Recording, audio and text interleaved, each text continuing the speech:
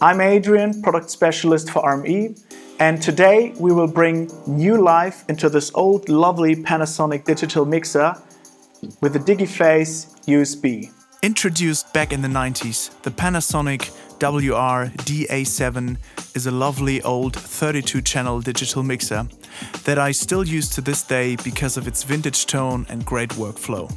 The only downside of the DA7 is the lack of modern digital connectivity like USB or Thunderbolt. Back in the day, ADAT was the widely accepted standard for digital recording gear, which is why most of the professional audio gear of that era, like the DA7, implemented ADAT. That's where the Digiface comes into play.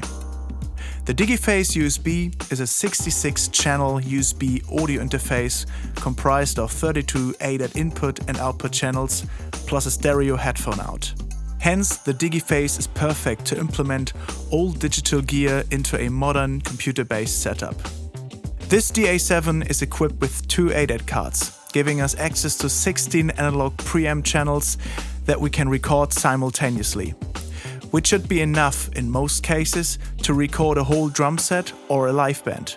And on top of that, we can play back 16 channels from our DAW and mix in the console or send them to other outboard gear for further processing.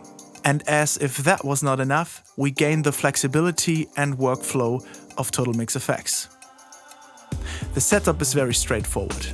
We are simply connecting the output channels of the Panasonic with the input channels of the Digiface and vice versa.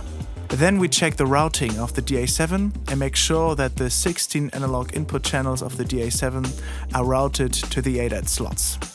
The last thing that we have to do is to select the Digiface as an audio device in our DAW of choice.